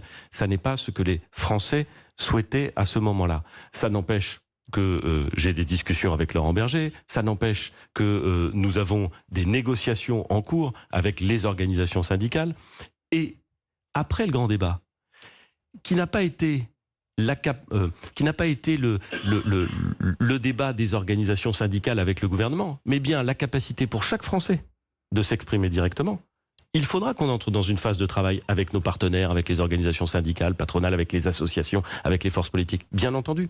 Mais je pense qu'il est beaucoup plus utile que cette phase de travail interviennent après que les Français ont exprimé directement ce qu'ils veulent, plutôt que en disant les organisations syndicales, les associations qui représentent les Français, alors qu'elles ont les mêmes difficultés en termes de représentativité, puissent s'arroger l'exclusivité de la représentation des Français. Parce qu'à l'époque, on a pu penser en novembre, quand quand Laurent Berger vous faisait cette proposition, vous aviez réussi, vous, à réformer le Code du travail et la SNCF au pas de charge. Vous aviez peut-être l'impression que le débat était une perte de temps en ce moment-là. Je n'ai jamais pensé ça. Je pense qu'il faut réussir à tenir un équilibre entre l'écoute, la consultation, la négociation et la prise de décision et la mise en œuvre. J'ai vu trop de moments où on se faisait plaisir en disant on va, et puis on n'avançait pas. Donc il faut essayer de garder les deux. On l'a fait sur les ordonnances travail, on l'a fait sur d'autres dossiers, je continuerai à le faire, parce que je crois que notre pays, il demande fondamentalement des décisions et des transformations. Et justement, vu l'ampleur qu'a pris le débat... Gouverner, c'est pas laisser partir les choses au fil de l'eau. Vu l'ampleur qu'a pris le débat, le pays s'attend à de grands changements. Une déception des Français est-elle inévitable? N'est-elle pas inévitable et redoutable? Elle est évitable. L'objectif, ça n'est pas du tout d'être dans le déceptif. Il y a beaucoup d'attentes qui sont formulées. Ça veut dire que c'est difficile de répondre immédiatement à toutes ces attentes. Avez-vous les moyens financiers de répondre à toutes ces attentes, à toutes ces revendications? Vous devriez poser la question de la façon suivante. Avons-nous les moyens? C'est vous qui prenez les décisions. Moi. Mais non, c'est pas le gouvernement. C'est vous qui prenez les décisions. Oui. Et je ne prétends pas les prendre tout seul. Mais la France a-t-elle les moyens de financer ce dont elle a envie? Bon, ça c'est des bonnes questions. Et alors, la réponse? Pas tout. Parce qu'elle est déjà un pays très endetté, parce qu'elle est déjà un pays dans lequel... et que donc ça exige des choix. Et j'assiste là-dessus. C'est très facile de formuler des attentes sur le thème il faut baisser les dépenses publiques, il faut accélérer la transition écologique, il faut... C'est vrai, je le crois profondément. Ce qui est difficile, c'est de dire à quoi on renonce pour faire ça. Gouverner, c'est choisir. Et choisir, c'est privilégier certains choix et renoncer à certains autres, quand c'est difficile. Et c'est ça qui est intéressant dans le débat avec les associations, avec les organisations syndicales et patronales. C'est comment est-ce qu'avec elles, on va pouvoir décider ce qu'il faut faire en priorité et donc ce à quoi, le cas échéant, il faut renoncer. Vous voyez, je ne suis pas dans la facilité. J'essaie d'expliquer à nos concitoyens qui le savent parfaitement parce qu'ils le vivent tous les jours, qu'il faut faire des choix et que ces choix sont difficiles. L'une de nos auditrices vous interrogera tout à l'heure sur les actions des jeunes pour le climat. L'an dernier, Nicolas Hulot a été votre ministre. Cette année, sa fondation attaque l'État devant la justice. Vous sentez-vous trahi ? Non, je me sens absolument pas trahi. Et je comprends la patience, que ce soit formulée par Nicolas Hulot ou par les jeunes qui vont défiler. Elle est très légitime, cette impatience. Je vais vous dire, à certains égards, je la partage beaucoup. Après, la question, c'est comment est-ce qu'on fait avancer les choses ? Est-ce qu'on le fait avancer en attaquant l'État qui... c'est vrai, un certain nombre de gouvernements auparavant ont fixé parfois des objectifs très ambitieux. Est-ce qu'ils se sont donné les moyens d'atteindre ces objectifs très ambitieux ? Je peux vous dire que loin s'en faut. Moi, j'essaie pas d'être dans le spectaculaire et dans les annonces formidables. J'essaie de faire de la transformation et de la transition écologique réelle. Et j'observe que nous avons pris un certain nombre de décisions qui s'inscrivent parfaitement dans ce sens. Avec Nicolas Hulot, d'ailleurs. Et il peut parfaitement les assumer. Quand nous avons dit que nous allions interdire la production d'énergie à base de charbon en France, voilà, nous le faisons. Nous sommes en train de le faire. Lorsque nous nous engageons sur la réduction des émissions de CO2, nous le faisons. Donc, encore une fois, il n'y a pas le choix. La transition écologique, il n'y a pas le choix. Notre planète n'a pas le choix. Donc, on doit y aller. Après, on peut discuter sur est-ce qu'il faut y aller très vite ou est-ce qu'il faut y aller un peu moins vite, parce que si on y va très très vite, on va renoncer à un certain nombre de choses et ça ne va pas être acceptable. Mais il n'y a pas le choix. Bien sûr qu'on doit y aller. Bien sûr qu'on doit y aller. Et je vous laisse en reparler avec notre auditrice. Merci Édouard Philippe. Merci beaucoup. L'interview politique avec Audrey Crespo-Mara ce matin en direct du studio Pierre Bellemare avec nos auditrices et nos auditeurs. Vous avez dit gouverner, c'est choisir. C'est aussi choisir, à l'heure où s'achève la consultation nationale, Monsieur le Premier ministre, de répondre sans tabou aux questions de nos auditeurs. On se retrouve dans quelques instants, juste après cette courte pause. À tout de suite. Belle matinée à tous, c'est l'auditeur d'Enfer. Spécial sur Europe 1 en public depuis le studio Bellemare avec votre invité Nikos Aliagas, le Premier ministre Édouard Philippe. Et nous donnons la parole aux auditeurs ce matin pour cette émission spéciale. Bonjour Jean-Philippe. Bonjour. Vous avez presque 60 ans et vous êtes à la recherche d'un emploi. Votre question, Premier ministre. Bonjour Monsieur le Premier ministre. Bonjour, monsieur. Ma question porte sur la réforme de l'assurance chômage. Quelles sont les pistes d'économie privilégiées par l'exécutif et où en sont les discussions avec les partenaires sociaux ? Alors d'abord, mon sujet, c'est moins les économies que la transformation du système. C'est pas une réforme, c'est pas une transformation qu'on fait pour gagner, entre guillemets, ou pour économiser de l'argent, c'est plutôt une réforme qu'on fait pour favoriser le retour au travail. C'est la première chose. La deuxième chose, sur les négociations, nous avons demandé aux organisations syndicales et aux organisations patronales de discuter ensemble en leur indiquant la direction dans laquelle on voulait aboutir. Elles ont commencé les discussions, elles nous ont même demandé du temps en plus, parce qu'elles considéraient qu'elles pouvaient aboutir à un accord, et puis finalement, elles n'ont pas abouti à un accord, elles ont fait le constat qu'elles ne se mettraient pas d'accord, et donc le gouvernement reprend la main et va devoir, lui, trouver les éléments de la réforme. Ça, c'est la deuxième réponse. Et la troisième réponse, ce qu'on souhaite faire, c'est faire en sorte que la précarité ne soit plus la norme. Aujourd'hui, le nombre de contrats précaires est considérable. On ne veut plus que ce soit la norme. Donc on veut avancer dans un système où les entreprises n'auront pas d'avantage lorsqu'elles choisiront de faire des contrats courts à répétition, mais au contraire, où elles seront, le cas échéant, pénalisées. On veut faire le système, on l'a évoqué parfois, vous l'avez peut-être entendu, du bonus-malus, c'est-à-dire faire en sorte que ceux qui recrutent en CDI et qui s'organisent à secteur donné, dans le même secteur, pour faire en sorte qu'il y ait le moins possible de précarité, puissent avoir un avantage, et que celles qui jouent sur la précarité, qui coûte très cher au système, qui d'abord humainement très pénible, mais qui coûte très cher au système, puissent être, elles, en l'occurrence, pénalisées. On veut aussi faire en sorte de transformer un peu l'indemnisation des cadres, en faisant attention, parce que les cadres, ils ont cotisé, l'assurance, c'est un droit, c'est pas le sujet, on ne va pas leur couper les indemnisations chômage. Mais on veut faire en sorte que, parce qu'il y a un très faible chômage des cadres, avec des petites variations, et notamment en fonction de l'âge. Vous avez dit, tout à l'heure, Nikos a dit que vous aviez une soixantaine d'années. Presque. Dans un mois. Dans un mois, pardon. Non. Mais mais c'est un sujet. Vous le savez parfaitement, c'est un sujet. C'est plus difficile de retrouver un emploi, y compris quand on est cadre, y compris dans un secteur porteur, à 60 ans, que ça ne l'est à 40 ou à 35 ans. Vous avez été cadre, monsieur ? Je suis cadre. Voilà. C'est typiquement ce que je veux dire, mais on peut faire une transformation du système de l'indemnisation des cadres qui permet de favoriser le retour à l'emploi. Le chômage des cadres aujourd'hui en France, Nikos, c'est 3,5%. C'est-à-dire qu'il y a un très faible taux de chômage des cadres, tant mieux, hein, il faut s'en féliciter, mais on peut du coup peut-être avoir des règles d'indemnisation qui facilitent le retour plus rapide et incitent au retour plus rapide à l'emploi, en faisant attention, et notamment aux questions d'âge, parce que moi j'y suis très sensible et je sais que la situation dans laquelle vous vous trouvez, elle n'est pas comparable à celle d'un cadre qui aurait 25 ans, 30 ans ou 35 ans, qui se trouverait au chômage ou qui serait en recherche d'emploi. Mais c'est pas un peu démagogique, monsieur le Premier ministre, puisque de toute manière ça représente 0,2% des personnes indemnisées, surtout des cadres qui ont cotisé énormément. Oui, mais moi ce que je dis, c'est qu'on doit pouvoir trouver un système qui fait que il arrive qu'un certain nombre de cadres, dans une situation où il n'y a pas de chômage de cadres, retrouvent un emploi dans les 2 derniers mois de leur indemnisation. Vous cherchez on doit pouvoir essayer de trouver un système plus performant pour revenir vers l'emploi plus vite, ce qui est bon pour les personnes, bon pour le monde économique et bon pour le système de l'assurance chômage. Pour le système dans sa globalité, c'est pas une question, juste, vous cherchez dans quel domaine d'activité, Yannick ? Le domaine de l'industrie pharmaceutique. Voilà, si vous avez du boulot pour Yannick, vous pouvez nous écrire sur notre site europe1.fr. Est-ce que je peux faire un petit complément ? J'ai parlé d'économie, puisque c'était un petit peu ce qu'il y avait dans la lettre de cadrage que vous avez remis aux partenaires sociaux. Le but du jeu, c'était quand même de faire une économie de plus d'1 milliard par an sur 3 ans. Oui, mais c'est pas un gros mot. Pourquoi ? Parce que le système de l'assurance chômage, il n'est pas équilibré. Il y a 35 milliards de dettes dans le système de l'assurance chômage. Comme en ce moment on crée des emplois, le chômage diminue. J'aimerais qu'il diminue plus vite, j'aimerais qu'on crée encore plus d'emplois. Mais enfin, on est dans un moment de croissance avec des créations d'emplois, un chômage qui diminue. On peut aussi se poser la question de savoir comment est-ce qu'on arrive mieux à équilibrer le système, à favoriser le retour au travail de toute une partie de la population, à faire en sorte que le travail paye systématiquement plus que le non-travail, et aussi à réduire notre dette, parce que c'est notre intérêt, c'est surtout l'intérêt de nos enfants, il faut y penser. Le Premier ministre Édouard Philippe qui répondait à la question de Yannick, 60 ans, auditeur d'Europe 1. Bientôt. Bientôt.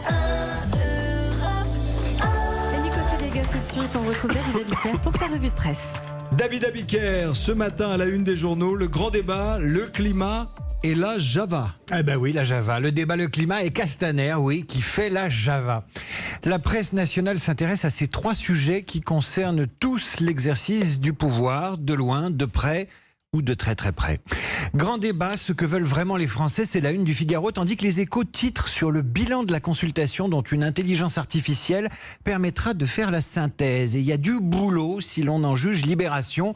Grand débat, le grand embarras. Comment le traduire concrètement, s'interroge Libé. Un mois à tuer pour Macron, promet l'opinion, car les conclusions de ce grand débat ne viendront qu'à partir de la mi-avril. Une période politiquement piégée pour le président. Alors après le débat, il y a le climat dans la presse quotidienne régionale qui parle de vos enfants. Ces collégiens, ces lycéens qui feront aujourd'hui l'école buissonnière parce qu'il faut agir contre le réchauffement climatique.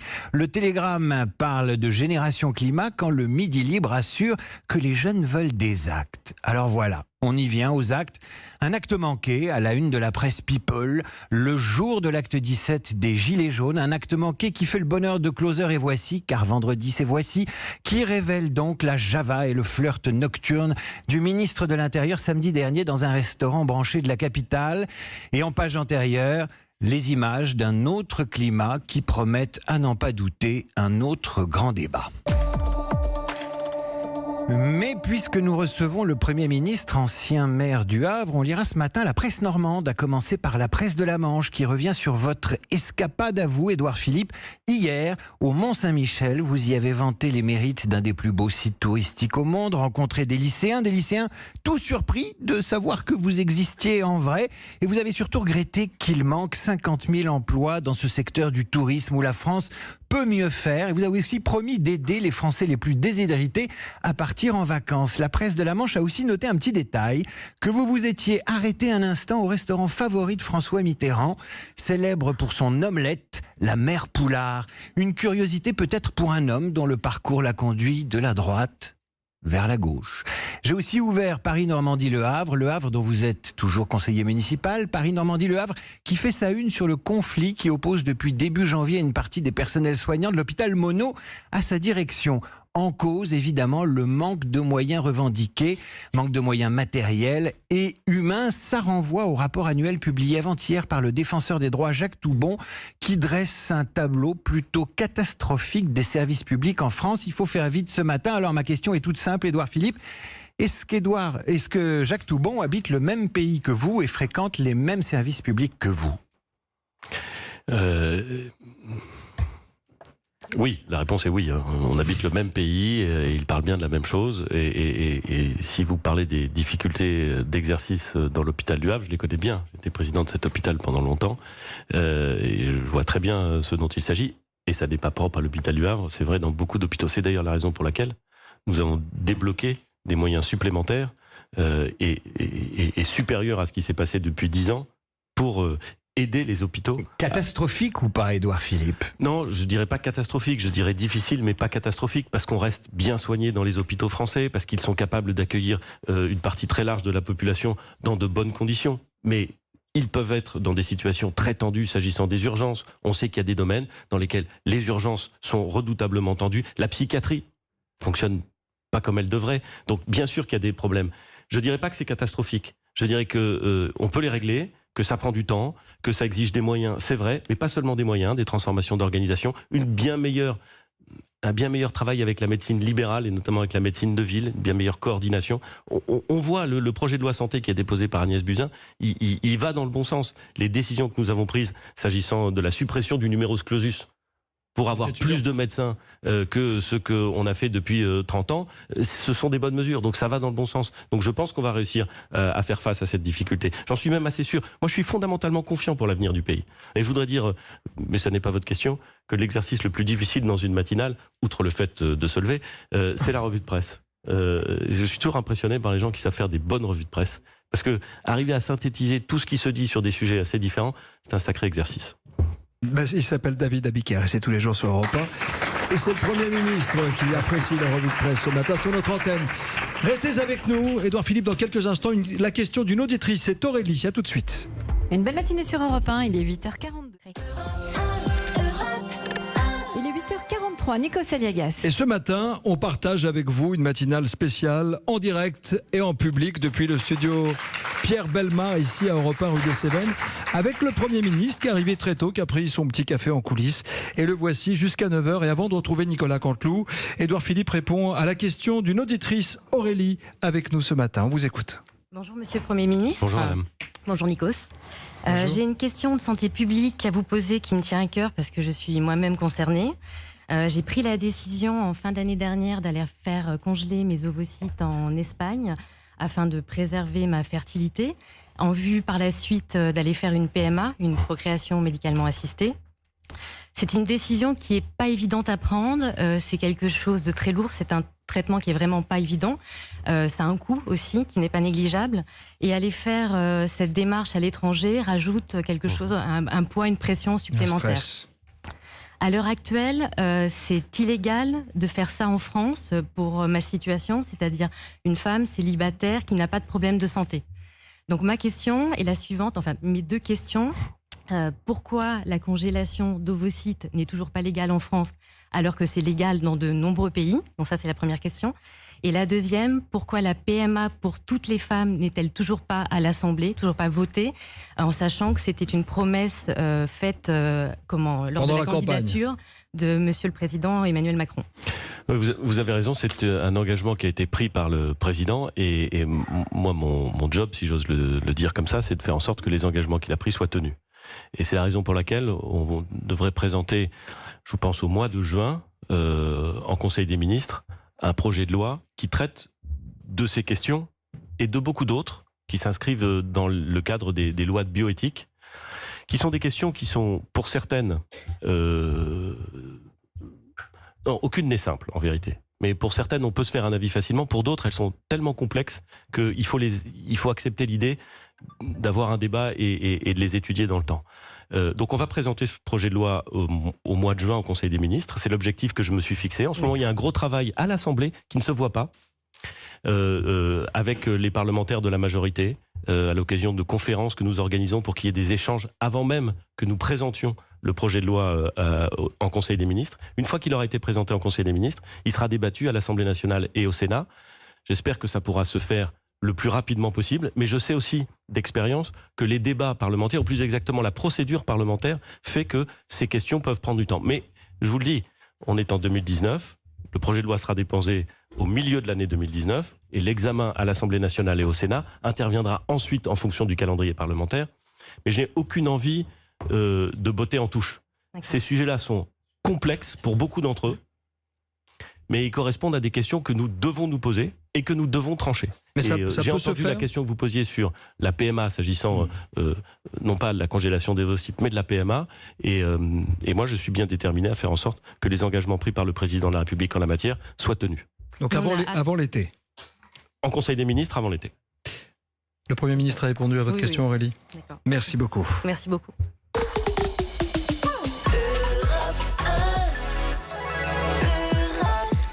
Il est 8h47. C'est la récréation. Je suis certain qu'à la maison, vous l'attendez avec impatience. Vous êtes peut-être dans les embouteillages, peut-être même dans les transports en commun. Vous l'écoutez avec votre téléphone portable et vos écouteurs. Et je sais que vous êtes impatient de l'accueillir, Monsieur le Premier ministre. Il vous imite plutôt pas mal. Le voici, avec Julie, Nicolas Canteloup.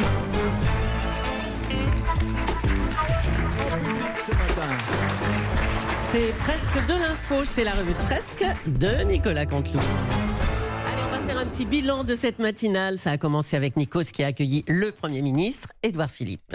Nikos, on vous écoute. Oui, aujourd'hui c'est une matinale spéciale, exceptionnelle. Nous recevons le Premier ministre. Je commence par la question, bien sûr, qui fâche. C'est la question d'actu, la question polémique. On est obligé d'y aller, d'en parler. Monsieur le Premier ministre, vous êtes plutôt du matin Escroc. Vous êtes plutôt thé, café, Kellogg's, pamplemousse? Alors, écoutez, je vous fais une confidence. Je me lève très tôt. Je travaille très tôt le matin, mais j'ai plutôt du mal à parler le matin. Bon, c'est vrai que l'après-midi, c'est pas non plus... Voilà. Et puis le soir, je suis comme tous les Français. Je pique du nez. Alors, tout de suite, Jean-Michel Apathy a une question à vous poser. Monsieur le Premier ministre, Jean-Michel, c'est à vous. Monsieur le Président. Pardon, Monsieur le Premier ministre. Tout est de votre faute. Monsieur le Premier ministre, la limitation à 80 km/h, c'est vous. Si vous avez supprimé la taxe carbone, la crise des gilets jaunes n'aurait pas pris cette ampleur. La fin du monde, c'est vous. Le conflit israélo-palestinien, c'est vous. L'élimination des clubs en Coupe d'Europe, c'est vous. Qu'est-ce que vous répondez à ça, Monsieur le Premier ministre? Alors, qu'est-ce que je pourrais répondre? Je vous l'ai dit, je ne suis pas du matin. Et à écouter votre question, Monsieur Apathy, j'ai l'impression que vous non plus. Pardonnez-moi d'intervenir. Je souhaite, intervenir moi aussi. Marine Le Pen, bonjour. Alors, vous étiez hier l'invité de l'émission politique hier soir sur France 2. Oui, bonjour madame. Bonjour. Madame, permettez-moi de vous dire que je trouve scandaleux. Oui, scandaleux que vous receviez sur une radio nationale généraliste le Premier ministre durant 6 heures. Il n'est pas là pendant 6 heures, il est là pendant 1h30. Oui, mais écoutez, hier soir, chez M. Soto et Mme Salamé, j'ai mis le SMIC à 36 €. Voilà. Je multiplie tout par 4. D'accord. Voilà, donc permettez-moi de revenir sur mon sujet. Oui, je multiplie également les immigrés par 8. J'ai les chiffres, madame. Oui, madame.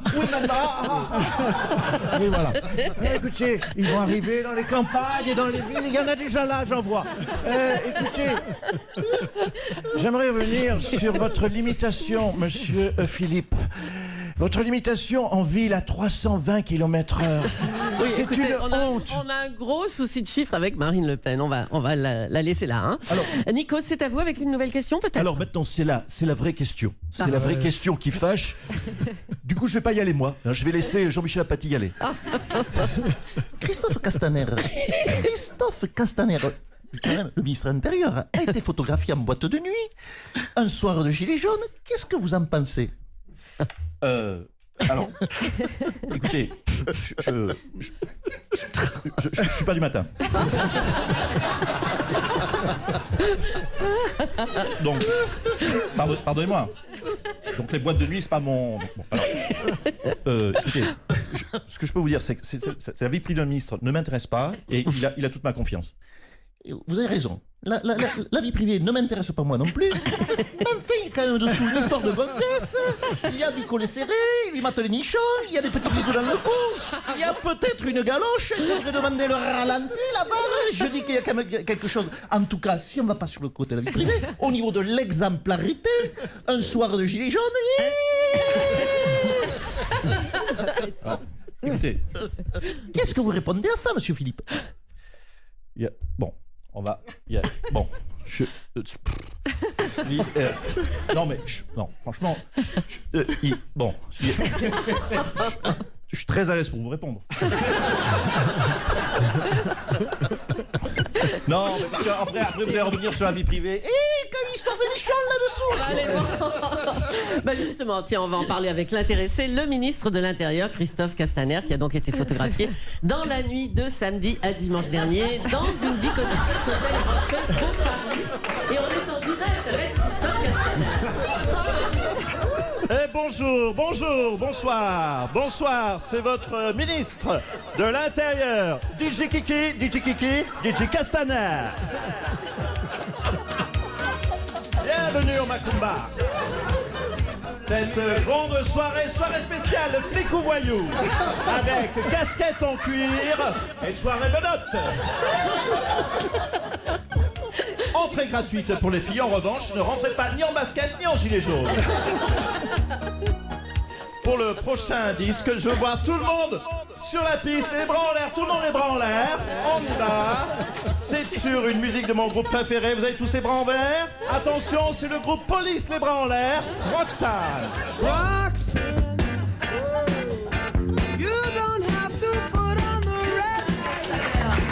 C'est pas fini.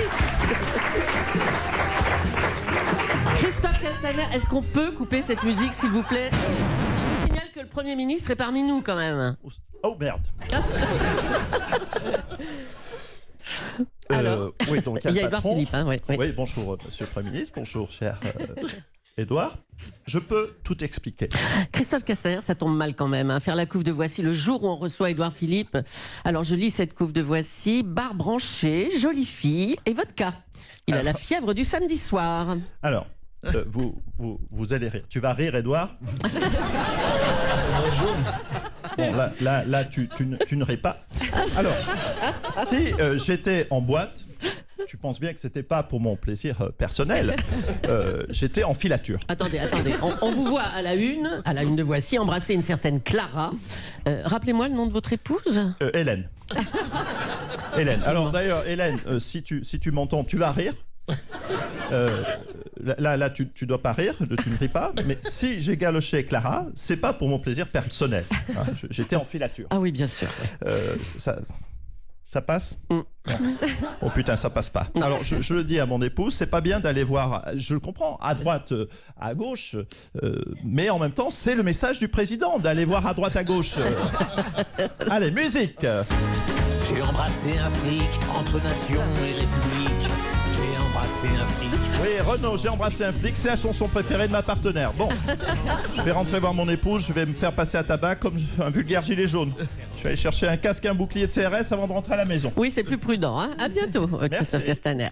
Allez, on va accueillir celui qui prend ses marques au Conseil constitutionnel, qui a été un de vos mentors d'ailleurs, Édouard Philippe. C'est Alain Juppé. Bonjour Alain Juppé. Oui, bonjour à tous. Bonjour. Bonjour Édouard.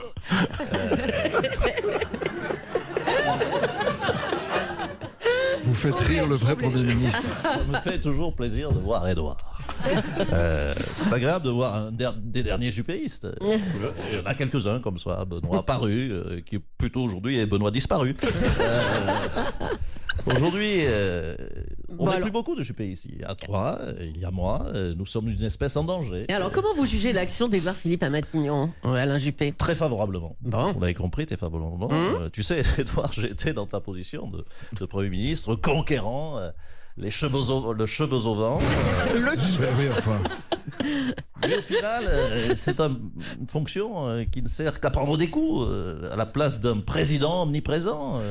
Mais tu t'en tires bien en tant que boxeur, tu sais encaisser. Mais comment ça se passe d'ailleurs au Conseil constitutionnel? Racontez. Écoutez, c'est calme.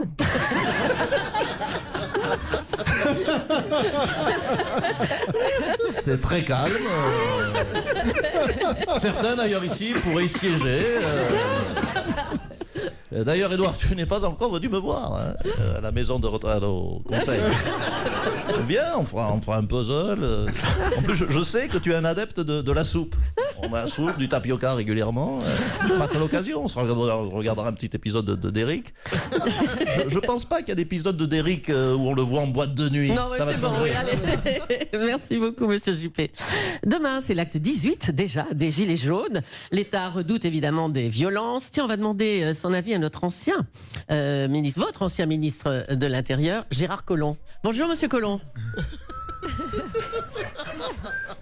Monsieur Collomb, Édouard Philippe attend votre avis, là. Oui, ben écoutez, il attendra. Ça te rappelle un souvenir? Oui, c'est chiant quand on attend, hein. Tu te souviens lors de cette passation des pouvoirs, hein, j'ai attendu, hein, tu m'as fait poireauter sur mon perron pendant près d'un quart d'heure. J'ai attendu dans le froid. J'ai été planté comme un nain de jardin. J'ai chopé la crève. 8 jours, Édouard, à me mettre du pchit dans les narines. C'est inacceptable. Monsieur Collomb, un petit effort. Réconciliez-vous, allons. Je lui pardonne, bien évidemment. Bon. Est-ce que vous faites... Emmanuel, est-ce que... pardon, Édouard. Oui, chez moi, ce prénom est un peu obsessionnel. Est-ce que Emmanuel parle de moi parfois? Est-ce que tu sais si réellement je lui manque aujourd'hui? Est-ce que quelqu'un d'autre parfois lui lit les pages saumon du Figaro en lui cirant les chaussures et en lui massant les épaules? Dis-moi la vérité, Édouard. Est-ce qu'il a rencontré quelqu'un? Eh bien, j'espère qu'il est heureux. avec sa nouvelle pétasse. Enfin, monsieur Collomb, s'il vous plaît. Oui, pardonnez-moi. Bah, quand même. C'est la jalousie. Non, mais franchement, Castaner, non, mais c'est pas moi qui en ai retrouvé, qu'on aurait retrouvé au dancing municipal avec une personne qui me saute au cou, qui me fait des bisous dans le cou. Non, ça ne m'arriverait pas. Vous savez pourquoi? Non. Parce que je n'ai pas de cou. On n'avait pas pensé à ça. C'est la chance d'avoir juste une tête posée sur des épaules. Merci papa, merci maman. Et merci à vous, monsieur Collomb.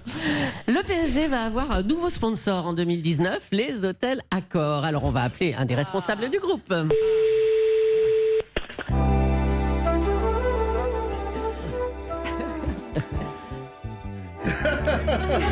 Bonjour et bienvenue aux hôtels Accor.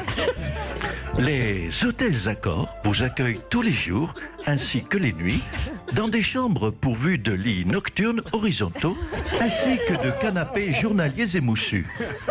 Nos hôtels sont également équipés d'une boîte de nuit nocturne, de boules à facettes, discothèque où on peut voir 2 jacuzzis de l'extérieur et un ministre de l'Intérieur. Monsieur Sarkozy, oui, on rappelle que vous faites partie du conseil d'administration du groupe Accor. Un petit bonjour à Édouard Philippe, il est avec bien nous. sûr, oui, mais attendez, je dois terminer de lire mon speech clientèle, parce que mais je crois que j'ai une offre qui peut intéresser Édouard Philippe. D'accord. Envie de vous détendre après une dure journée passée à supporter des gilets jaunes? Les hôtels Accor vous proposent leur service détente. Fatigué d'entendre des gens crier « Macron enfoiré » dans des cortèges qui sentent le gaz lacrymogène? Venez profiter de notre spa tout bien parfumé au jasmin, où qu'en plus on diffuse des chants de baleines et de CD de musique indienne de chez Nature et Découverte. Fatigué de recevoir des pavés tout froids? Nous vous proposons une application de pierrade et de galets chauds qui vous attendent sur votre derme pour circuler vos énergies et relancer vos chakras. Oui, bon, monsieur Sarkozy, on voulait vous parler parce que, avec ce sponsoring du PSG par Accor, la rumeur a couru toute la semaine. Vous pourriez devenir président du PSG. Non, mais écoutez, c'est une rumeur. C'est une rumeur. Oui, mais pourquoi pas? J'aimerais bien gagner une présidentielle et la Ligue des Champions. Personne n'a jamais fait la Ligue des Champions. Après ça, je tenterai un César de meilleur acteur, j'ai une étoile Michelin. C'est ça. Écoutez, je dois vous laisser, je dois aller fermer la boîte de nuit. Monsieur, pour partir, il n'y a plus que vous. Oui, attendez, je reprends une dernière bouteille de vodka. Hein, tu tapes et tu tapes sur les gilets jaunes. Je rentre pas trop tard, ma femme m'attend. Oh, bah... Nicolas Canteloup et Julie. Un grand bravo aux auteurs Philippe Cabrivière, Laurent Vassilian et Arnaud Demanche. Bravo. Ça fait quoi de voir physiquement Nicolas Canteloup en train de vous imiter, monsieur le Premier ministre? Ça tend un peu au début et ça détend après. Il paraît que vous imitez aussi, on m'a dit que vous aviez ce talent, ou pas? Oui, mais on se compare pas à un maître. Oh! C'est toujours ce qu'il dit de moi. Ouais. Non mais c'est vrai, vous imitez ou c'est... Non mais vous n'en saurez pas plus. D'accord, merci beaucoup. J'aurais essayé. Wendy Bouchard. À partir de 9h, c'est-à-dire à partir de 9h02 déjà, puisqu'on est en retard. Il n'y a pas de problème. Je poursuis cette matinée spéciale. Vous parlez de quoi ce matin? Avec En marge du grand débat, cette grande grève pour le climat, grève de l'école avec des lycéens, des étudiants du monde entier qui se mobilisent à l'appel de cette petite Greta qui est devenue l'un des visages de cet investissement écologique. Nous serons avec des lycéens, des étudiants et le secrétaire d'État auprès du ministre de l'Éducation nationale, de la jeunesse, Gabriel Attal, qui va répondre à toutes vos questions. Nous parlerons ensuite tourisme, 44e salon du tourisme, ce que les voyages disent de nous. Sachez que les randonnées, on le voit en poupe, plus 25%, ça veut dire quelque chose de notre rapport à la nature aussi, de notre envie de plein air et d'environnement. On sera là dans quelques minutes puisque nous allons vous saluer. Mais auparavant, je voudrais demander au Premier ministre s'il fallait faire un bilan après 2 années à Matignon. Et on dit souvent que Matignon, c'est l'enfer. Qu'on ne fait pas de cadeaux au Premier ministre, que ça pleut de partout et qu'il faut tenir jusqu'au bout. Au bout de 2 ans, quel est votre bilan personnel? C'est pas du tout un enfer. Je dis pas que c'est facile, hein, et c'est vrai qu'on lui fait pas beaucoup de cadeaux, et après tout, il est pas là pour ça, donc c'est pas grave. Mais c'est pas du tout l'enfer. C'est même, je vais vous dire, assez honteux de parler d'enfer de Matignon. Pourquoi ? Parce que d'abord, on l'a choisi. Hein, personne n'est forcé. Hein. On vous a choisi. Oui, mais d'accord, on m'a choisi, on m'a proposé et j'ai dit oui. Hein, on l'impose à personne d'être Premier ministre. Bon. Et ensuite, parce que c'est un tel honneur de servir son pays, d'essayer de faire de son mieux, sans vouloir être parfait, en sachant qu'on ne l'est jamais parfait, mais en essayant de faire de son mieux, que ça n'a rien d'un enfer. Il y a des gens qui, en France, se lèvent beaucoup plus tôt que moi, ont des métiers qui sont beaucoup plus pénibles, dans des situations qui sont beaucoup plus tendues et inquiétantes. C'est indécent de parler d'enfer. C'est un métier... D'abord, c'est pas un métier, c'est un mandat. Il commence, il a une fin. Bon, c'est exigeant, c'est parfois compliqué. Mais c'est un très grand honneur de pouvoir servir son pays de cette façon et d'essayer de faire de son mieux. Qu'est-ce que vous avez appris sur la France dans l'exercice du pouvoir ? Qu'elle est grande, mais je le savais, mais je le constate. Qu'elle est dure à gérer aussi ? Oui, peut-être. Et que bien souvent, elle ne dit pas assez ce qui fonctionne bien pour... et pourtant c'est important. Il y a plein de choses qui fonctionnent remarquablement dans notre pays. Il y a plein de services publics, mais il y a des entreprises formidables, des acteurs culturels exceptionnels, des associations qui font œuvre de solidarité. Et hier j'étais au Salon du Livre. Pardon, je suis un peu long, mais hier j'étais au Salon du Livre.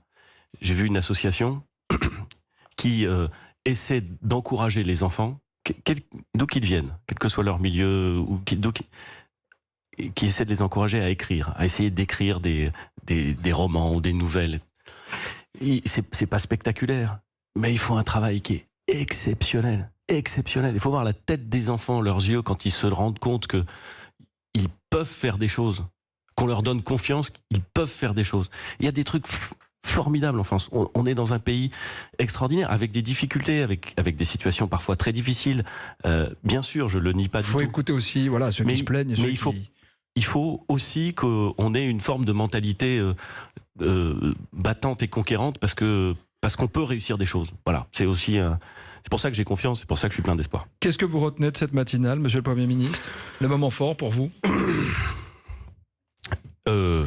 À part Nicolas Canteloup ? Bah écoutez, à part ça, c'est... Non, mais bien sûr Nicolas Canteloup, mais ça ne surprend personne. Non, je trouve que c'est intéressant de pouvoir échanger à la fois avec des observateurs de la vie politique qui ont un regard acéré, mais qui sont aussi d'une certaine façon dans un monde à eux, et puis nos concitoyens qui viennent, qui posent une question et qui peuvent là aussi prendre la parole et essayer d'engager un débat. Je trouve ça intéressant, puis pouvoir réagir dans le flux continu sur les éléments d'actualité, sur la revue de presse. Merci beaucoup. Merci d'avoir été notre invité ce matin pour cette matinale spéciale, Édouard Philippe. Un dernier point sur la météo, Laurent Cabrol. Vous allez clore la boutique, c'est vous. Je vais faire court. C'est mieux qu'hier et moins beau que demain. C'est bien. Merci d'être venu. Merci Céline Lacoste. Nicolas Canteloup, je vous salue, cher ami. Et tout de suite, Wendy Bouchard pour le tour de la question avec ses invités. Merci beaucoup, Monsieur le Premier ministre.